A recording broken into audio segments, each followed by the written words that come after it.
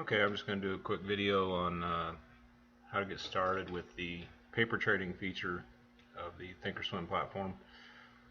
If you read my one of my other posts, kind of gives you an idea how to get started, and you don't need any money for any of this.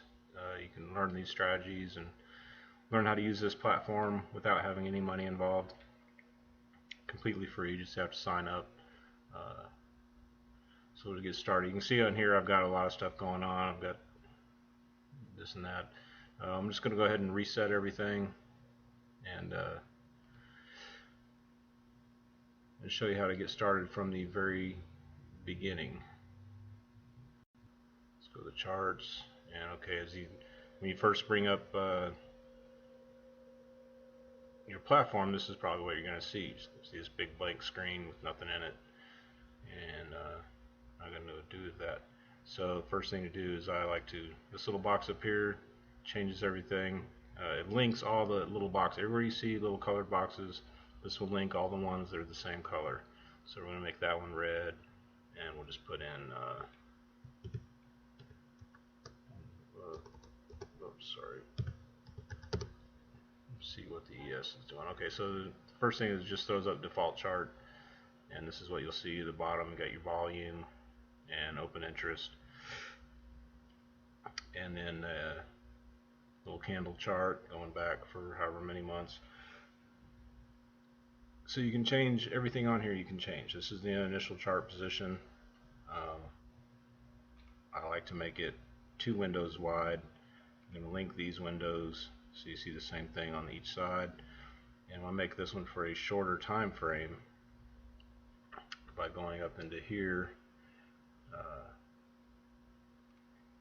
Just go to your style, go down to, I'll take it to dailies, and I'll say I'll just go to intraday and make it for 2 days, 10 minutes, and then it gives you a breakdown of what's happened in the last 2 days with 10-minute candles, each one of the candles being showing 10 minutes worth of action there. And you can come down to here and you can zoom in or out. You still got your volume down here at the bottom. You can stretch these however you want to do them. And this one over here, go back up to this style, and we'll drop that down to we'll just make that 6 months daily candles, and that's that. And each one of these red dotted lines, those are expiration dates for options, and the blue dotted lines are expirations for futures, which we won't really worry about. But so from here you can just start changing things around. I've got a saved list over here on the side. You can pull up new windows up down here. You can create new lists from over here. You can create a watch list, and that's a default. I'm going to change it. See what did create watch list. You can create a watch list and just start typing in stuff. We'll watch the S&P. We'll start with that. Call it okay, that's just the title of it. We'll call it that for now. And we'll make a SPY. And we'll do, say the Qs, this is the NASDAQ, and the triple Qs. And let's watch maybe gold, and maybe silver, and let's see, maybe oil, and maybe natural gas. What is it, UNG? And one more thing, more Apple. Alright. So now I've got a little watch list here, and it'll save that in my list of watch lists. I can go by clicking on this little guy, this little thing over here, and click on that, and I can create all these watch lists. Here's some personal watch lists that I've created. It's got my little SPY one down here, and create new ones, give them all different names. There's some public pre-made watch lists if you want to watch those. And so you can see on the left side here, you're not going to be able to change this. You can either hide the whole thing by going down here and creating this big screen, or you can expand it. by this little button down here, and I like to have a little bit of something going on over here. You can do live news. I'm going to delete that one, and a quick quote. I'm going to delete that one too. I'm going to add, what I do want to add is a quick chart, and I'm going to link that with everything that's read. But I'm going to change it over here to a much shorter time frame. Say again 2 days, 10 minutes or something like that, and then that way there, as long as I'm looking around, that'll always be over here on the left no matter what page I'm on, and that gives me an idea of what's going on right at that moment in time. The numbers are all set. What I'm going to do with the numbers here is I want to represent, say,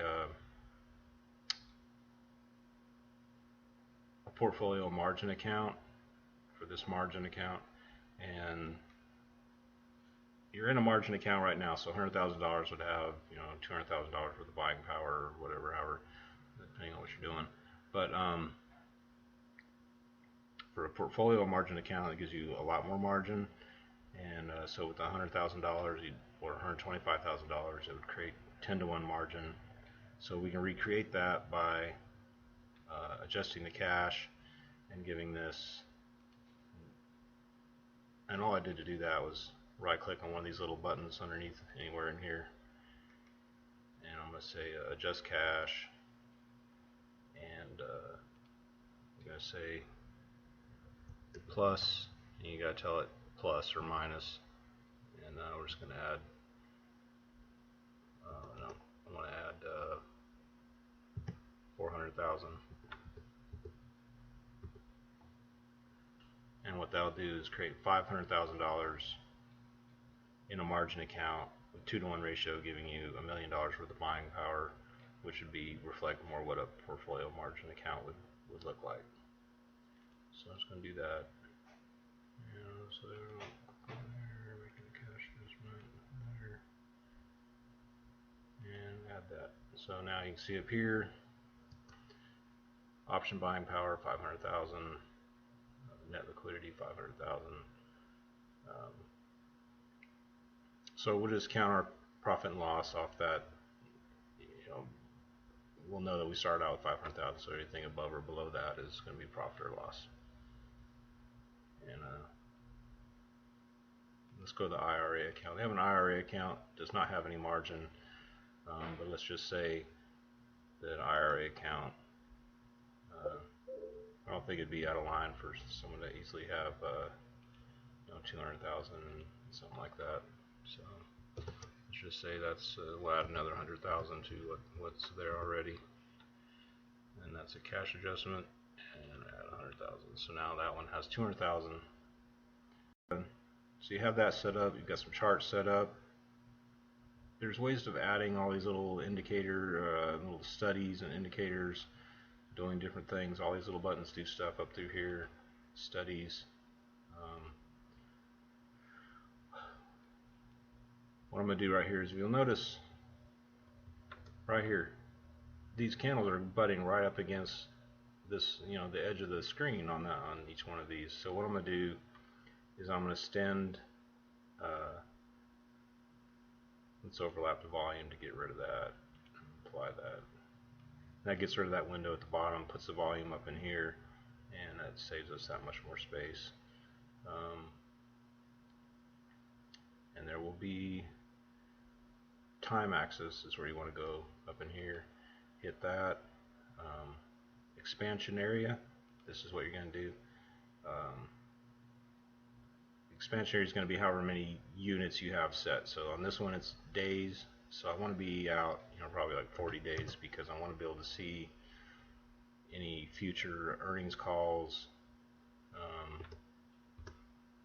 and maybe even 50 days, and we'll see what that looks like, and we'll apply that, and you can see that that just added that much space to that, and it shows you three more expirations, and you can see that it's not showing anything. So we're going to click on this little button right here.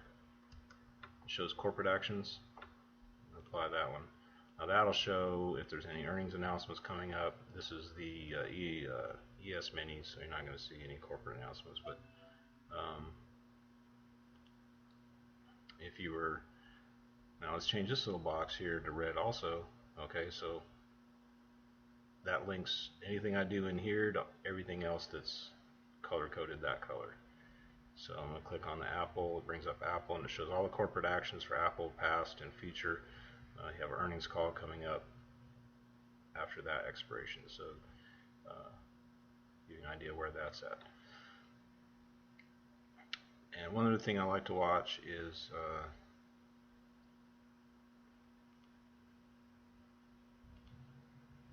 we're going to add a study. You can do it from here, or you can go over in here and pull up stuff here and add things. I like to know what the implied volatility is, and one of the ways you can see that is by adding this study, and by seeing where it's at in relation to where it's traded before, give you an idea of the volatility of that product in relation to the past. So right now the volatility is showing very low compared to kind of where it's, you know, looks like it's normally in this range right here, and it's kind of below that. And you can, that's going to be because, you know, you've got this straight run up that it doesn't seem to want to ever go down. So the volatility is very low. There's no real fear in that market right there. And what I do, but you can do it however you want. We're going to overlap volume on this one. That's our volatility. We're going to overlap the volume, gives us that much more screen space. Take this time axis, and you know, maybe just push it 20 bars out, and put corporate actions on there. And it sure looks more than 2 days to me. Let's see. We're in style, 2 days, 10 minutes. Yeah. What if we go 1 day, 10 minutes? What's that going to look like? Okay, that's more what I want to see. And this gray area, this is after hours trading, so it shows you what it's doing after hours. Okay, and because these things do trade, a lot of these will trade pretty, you know, pretty heavily after hours. You can see there's a little bit of volume in there and some price movement in Apple. So now up here at the top, there's a flexible grid. You can go into that one, and that gets all these little things going on in here. So first one I'm going to put up, I'm going to link it with that because I want to watch whatever. I want to be able to see a close-up time frame of what's going on right now. And these little buttons over here, you can add stuff.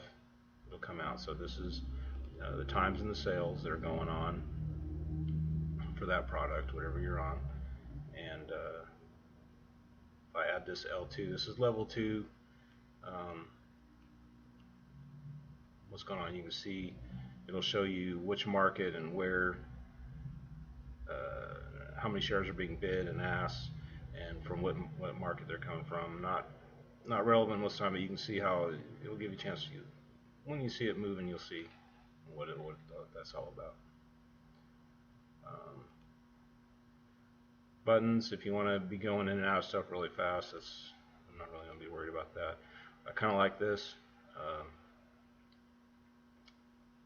You can kind of see orders backing up and showing through here. On the delayed platform, on the paper platform, your information is delayed. So you will, a lot of this stuff will not be relevant right over here. But it's good to have it up and learn how to use it so that when you're trading for real, you'll be able to make use of that. So let's go ahead and change that time frame. I like to see, I'm going to change this style. I want to be, you know, 1 day, 1 minute. That's all I want to see. I'm going to zoom this out. Okay, and then when I'm looking at this, and if I want to zoom in on any particular time frame, I can zoom back out, or if I want to just look at what's going on right now, I can move back out. And that gives you that. There's over here would be showing if there's any sales going on. You'll be able to see those. We can actually take a look at some actual things going on right now. This is the S&P futures, so you can see sales coming down through here. So you'll see 3 of them because this is a $2,000 products, so we can see people just buying and selling one at a time. They're not going to get a lot of filled orders here for 10 lots and 20 lots like you'll see in the middle of the day, or even bigger. Alright, so down here, there may be times I want to watch, kind of see where this is traded in a bigger time frame. So I'm going to go back and make a little 6-month daily. Okay, and so I can see what this thing's doing. I can see where it's at in relation right now, where it's at in relation to where it's been in the last 6 months. So this is at the top of its range and what it's doing right now. Right here, I want to just change this. We'll change this to change the gadget. Okay, so we clicked on this little button right here and go to gadget, and let's make this a live news feed. Let's make that one unlinked. That's just all news that's coming through the feed. We'll make this one linked to what's in there and change that to change that gadget to live news. So now this news feed is only for what's related to this product. So if it were Apple, you're going to see Apple specific news over here, general market news over here, and we got a 6-month time frame over here. And I've got this sitting over here. I don't really pay attention to that unless I'm on a page that doesn't have any chart on it, and then I'll be looking at that one if I need to, quick reference something. A thing here, you can go to live news right there, or any of these other things, little calculators and scratch pads if you want to make notes. There's a Trader TV, Minesweeper if you get bored, whatever. Okay, so we won't worry about that. Okay, let me change this over here to show. I want this to show option buying power, Forex, net liquidity. Okay, see how I did that? I went up to this little guy up here. This is how I'm going to change this window. I'm going to customize gadget, futures volume, don't need that. Available funds for trading, yes. Intraday liquid, no, don't need that. Cash sweep, no, don't need that. Don't need unsold cash. Day trades left, not worried about that. Day trading buy power, not worried about that. Not worried about, oh wait a minute, I do want net liquidating value. You want your net liquidity up. So that shows you can look at that and just see your P&L right away. Forex buying power and option buying power, yeah, I wanted to see those. So there's that. And what it'll do is it'll show relevant information, whatever's relevant for that moment. So it says hide non-applicable items. Don't want to do that. Let me hit that. Now it shows everything I picked. So since we are in an IRA, we have no Forex buying power, and I don't need that unsettled cash. So let's get rid of that. Where is that? There it is. Okay, so now we're just net liquidity, option buying power, available funds for trading. Alright, so there you are. There's all this. And that's just set up right now just to kind of watch this stuff. You go to your monitor page, that'll show the positions you've got. These are all at 0 now, and so we'll be by tomorrow they'll be wiped clean when this thing resets. And we'll go into more specific stuff, but that's kind of how to start getting your chart set up. And we'll go into some of these other things on the next video. We'll try and keep these short so we can don't bore people to death. But go ahead and make that. There we go. So I linked that window also with this little red square. So now it shows Apple, and this is in the trade bar there. I'm on all products, and that shows all the options products, weeklies, mini weeklies, and the monthlies. And we'll go into all what that is, what all these numbers mean, and how to set up all this stuff up through here. That all means stuff. You'll see all these little other things in here. Forex trader, that's, I'm not really probably going to go into too much of that. I don't know It's not my thing. Pairs trading, there will be some things we might go to later. But all these little buttons do stuff. Go around, click things, see what they do. Do scans for things, market watch. In the help tab, real quick, let's go up to the support and chat. Okay, so that's up here at the top right. This little support chat button. There, you'll see these tabs across here. If you have any questions, you can go over here and create little questions if you have a question about something. These guys are very helpful. The seminars are not going to be available on the paper trading platform, but from here you can access your regular platform even if it doesn't have money in it, and go into the seminars tab and watch seminars on getting started with this thing, and augment your learning that way. So we'll come back to this tomorrow or whenever I get a chance and take a look and maybe make a trade get started with making a quick trade and see how that goes. Alright, done.